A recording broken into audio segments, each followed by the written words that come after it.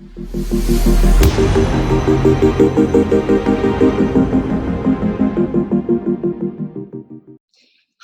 my name is Gibson, and I'm the owner and founder of the Personal Development School.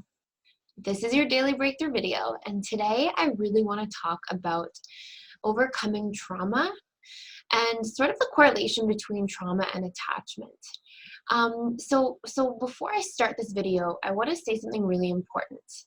I see a lot of clients who have struggled with addiction, eating disorders, all kinds of really intense patterns of self-sabotage, self-destruction, sort of the widest variety of core issues that you could imagine. And a lot of them will say things to me, and I say a lot, maybe like 20% or so, will say things to me like, I don't know why I'm like this. I've been through almost nothing. I see some people who lost their parents at a young age, or I see some people who, their parents were addicts, or they had to live on the street for a period of time, and I've hardly been through any trauma.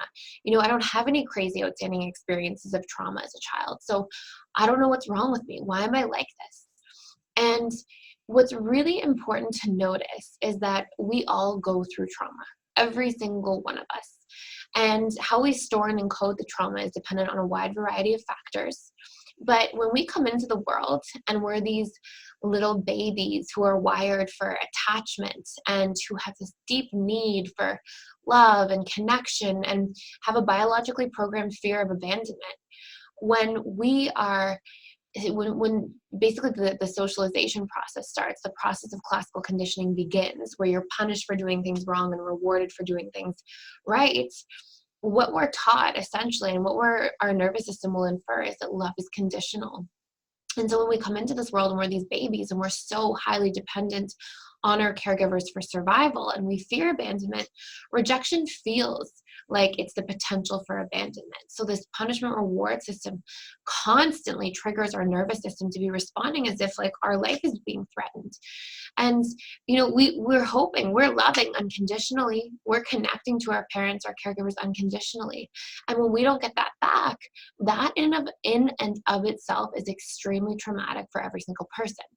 Now, I'm not here to say, oh my goodness, this is so sad. We should all be terrorized by how much trauma we went through. Like, from a realistic and very practical perspective, we also needed the process of classical conditioning. We needed that socialization process to occur so that we could be integrated and functional in society. And so what we want to take into account is if we're judging ourselves for not going through so much and yet having, negative behavioral patterns or down days or depression, anxiety, painful emotions, self-destructive habits or tendencies, whatever your issue is, don't judge yourself. Don't criticize yourself, shame yourself. Don't perpetuate the problem by trying to solve it at the same level of thinking that created it. Be gentle to yourself. Recognize that trauma occurred to every single person, and we all encode and store trauma differently, and our nervous system responds to trauma differently and has different needs for healing. So, when we're going through these patterns are not meant to be judged or shamed, and the patterns being like the negative tendencies that we might have that come out of this process of classical conditioning. But inquire. Okay, so trauma is, something we all experience. We shouldn't be judging it. We should be gentle and kind to ourselves, and we should be digging into it. We should be inquiring about it so we can come to understand what it is, why it's there, and how we can actually move through it. So sort of a disclaimer as I start this video and the, deeper content here is, as I talk a little bit about this process, I'm going to give you a very surface level actually, it's kind of quite deep because it's really digging into sort of the depths of your subconscious here, but I'm not going to be going into the nitty-gritty details of actually how to like take yourself through trauma work and a whole process, but I'm going to be giving you some deeper context into what trauma is, how we store it, and how to sort of recognize how it's impacting you in daily life and what to do about it to a certain degree on a very, high level. So first and foremost, as I said, trauma is something every single person goes through. And trauma is not the event that happens as much as it is how we interpret the event, basically the meaning we give to it, how we encode this in our memory, And then how our nervous system basically organizes itself around the event. So it's organizing its response to the event. And so that sounds like a whole bunch of like really intense language, but I'm going to break this down into some really clear examples so you can see what this means. So through trauma work, doing a lot of trauma work with a lot of clients, I've identified 20 sort of core wounds that we all experience. And when I say the word core wound, I mean that if you look for the meaning that you give a traumatic event and you keep asking what that means and keep digging into it deeper and deeper, we'll hit sort of this bottom rung on the ladder of these interpretations that people tend to make. And it's really interesting because outside of these 20 core wounds, I'm not really seeing a lot of people make any other interpretations. It's always relating to one of these 20 sort of sets of experiences. So I'm not going to go through every single one of what those are, but I'm going to give you some really clean-cut examples so you can see. So at the deepest subconscious level, these are the pieces of meaning that I'll see people give to events. They are things like, I am unsafe, I am abandoned, I don't matter, I am helpless, I am alone. And so we'll give these core pieces of meaning to events. And this is, again, like what I said, trauma is how we are interpreting and encoding the trauma, and then how our nervous system tends to behaviorally respond. So let's say, for example, that somebody goes through domestic abuse in the home, okay? So let's say they see their parents fighting a lot. You know, depending on your environment, depending on certain genetic predispositions, other early childhood experiences you have that are already stored subconsciously, you will interpret that trauma. Different people will interpret domestic abuse from a very wide variety of perceptual filters. So some people will tell me things like, I am unsafe. And then their nervous system will create these natural behavioral responses to try to cope with this trauma. So let's say, you know, somebody sees domestic abuse all the time at around 3-4 years of age. Fast forward 30 years, this individual might have this sort of coping mechanism, which is, you know, a panic attack, let's say.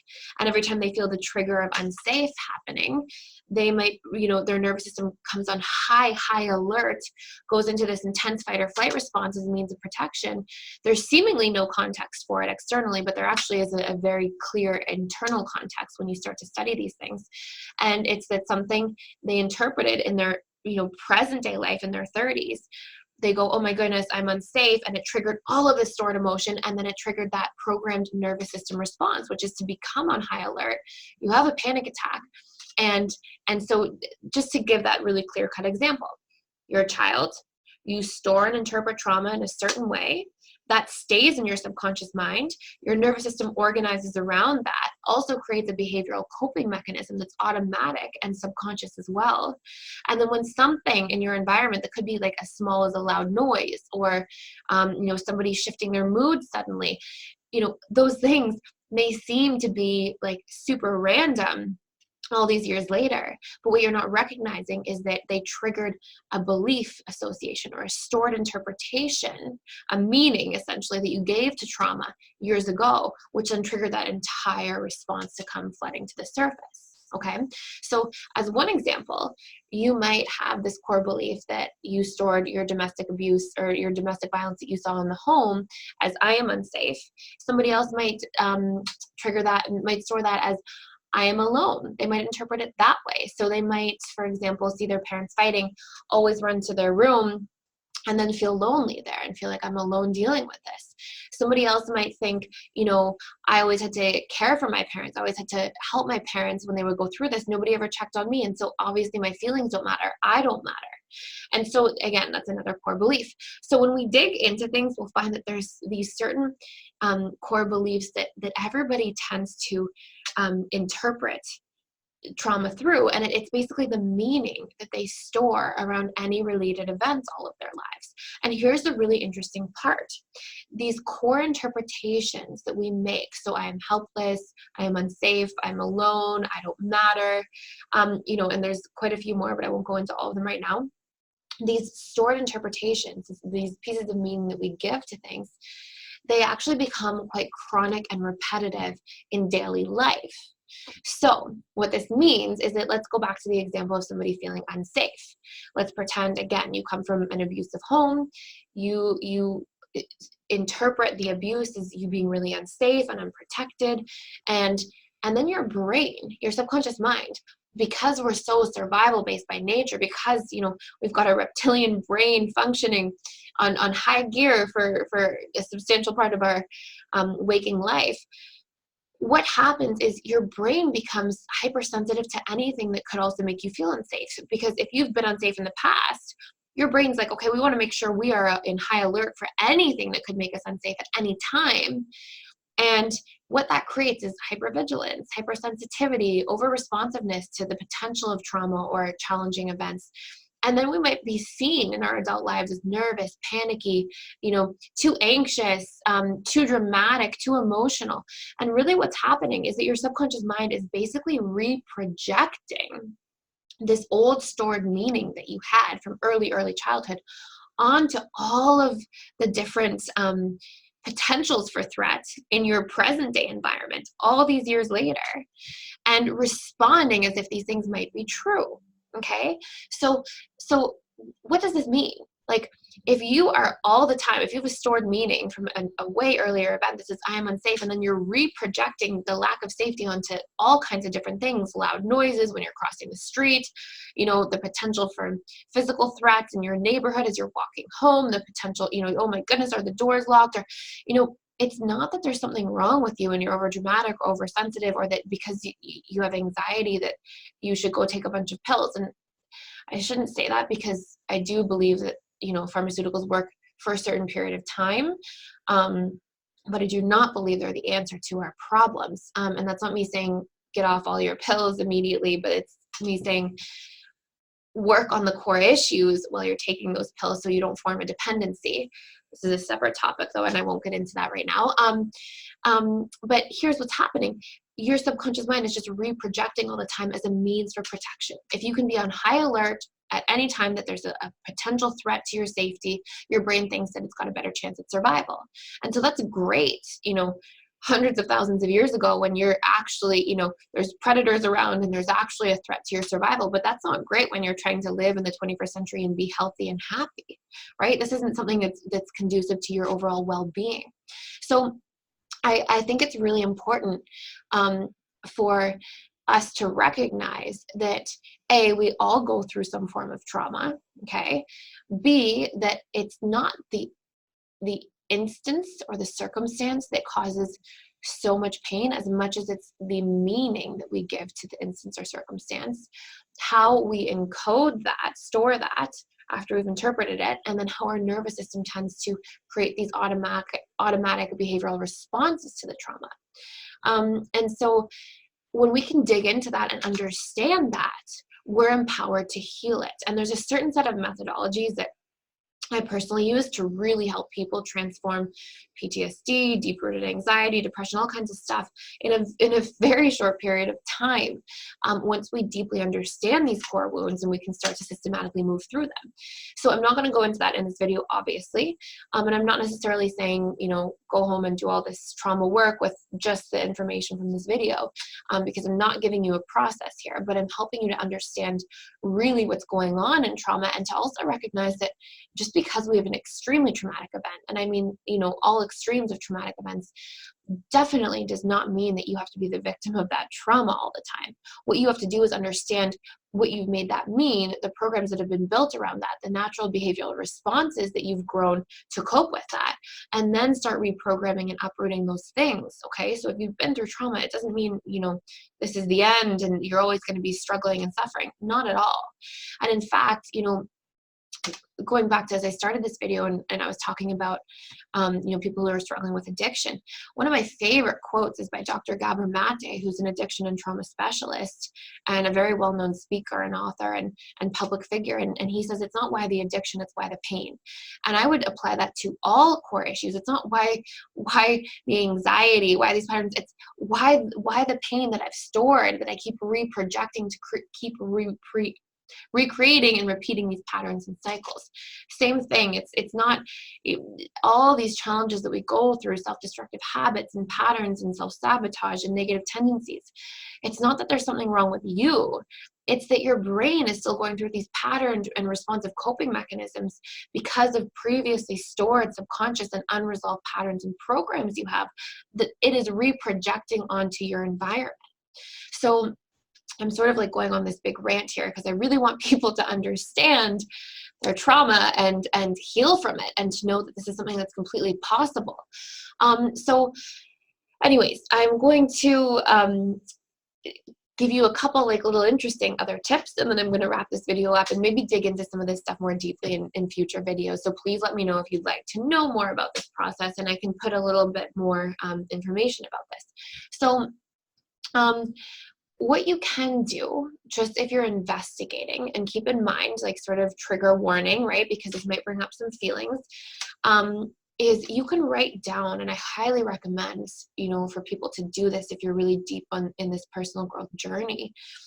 Write down some of the outstanding negative experiences you have. And, trauma for one person is like being bullied on the playground, and that is traumatic. That's a painful experience. And whatever memories come to mind for you that have a lot of emotional charge when you think about them, these are things essentially that your brain has stored as a trauma, organized an automated sort of nervous system response to, and that are calling and crying for resolution if they come up still with an emotional charge attached to them. So go through, write down all the different, sort of stored negative memories that you have that come with an emotional charge, and then ask yourself, what did I make this mean about me? Okay? And if you come up with a surface thought that's not in the form of a self-judgment, like I am weak, I am helpless, I am not enough, I don't matter, I don't belong, I am disliked, I am unloved, I am unworthy, I am unsafe, I am abandoned. Like, there's a lot of core ones in here. Those are a good chunk of them. If it's not one of those, just keep asking yourself, what does that mean about me, or why is that bad? So let's say one of the things is I'm bullied on the playground. And let's say you're like, well, it means that kids were mean to me. And then, okay, so kids were mean to me. What does that mean, or why is that bad? And keep asking yourself that question, and you'll get to a point where you find a core belief, like I'm unimportant, I am disliked, I am unloved, I am unworthy of connection, I am all alone. Like, whatever it is, you'll find it. And the way that you'll know that this is yours is because you'll feel it. It will sting when you think about it. And then ask yourself, and again, this isn't like trauma work here, this is like a self-awareness exercise specifically. Then ask yourself, where do you reproject these core beliefs onto your life now?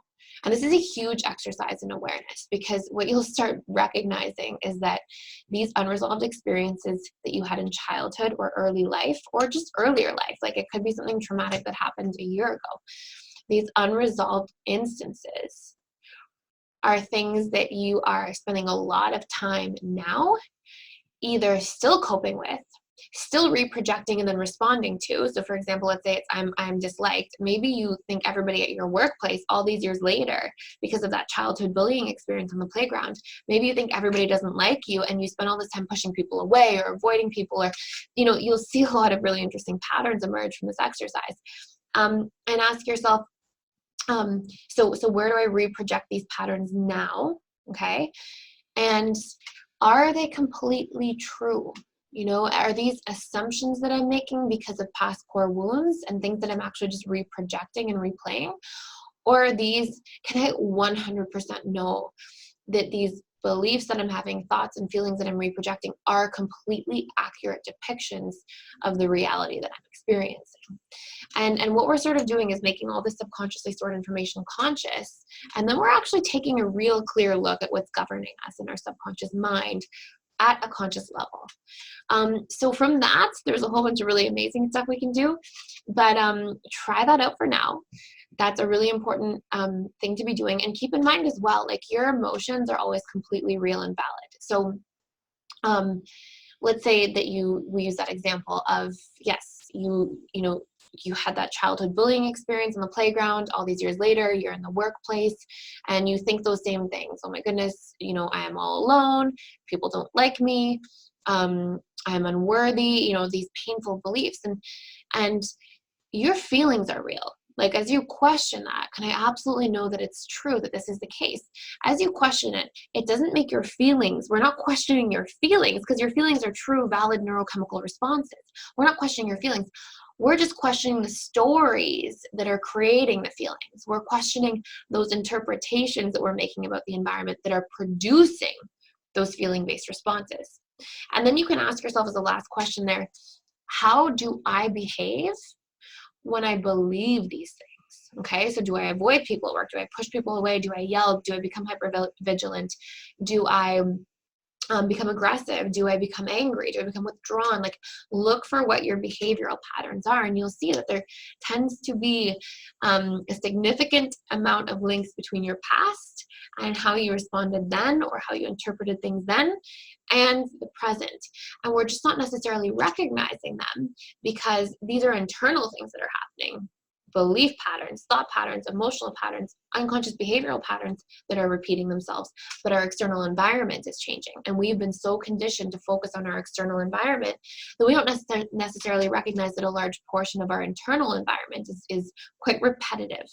So as a closing statistic, there's a lot of research and a lot of experiments and research done at UCLA, and a really interesting statistic is that we tend to think about 60 to 70,000 thoughts per day, and about 50,000 of these thoughts tend to be repeated thoughts from the day before. So you think about what that really means. And Dr. Bruce Lipton has some amazing work on this, specifically like our thoughts and repetition of thoughts. And he has an amazing book called The Biology of Belief. It's a little bit of one of his older books now, but a fantastic book, highly recommend it. And it talks, a little bit about some of this stuff as well. So thank you so much for watching. If you're getting a lot of value out of these videos, please like them, share them, subscribe to our channel. And we are filming, recording all these amazing online courses. And so if you're interested in upcoming courses and want to be on a waiting list for early bird pricing, or if you want to connect with myself or any of my colleagues, I have a wonderful team of people that help to work through traumas, all kinds of stuff with amazing cutting edge tools. Please connect at www.personaldevelopmentschool.com. Thank you so much for watching.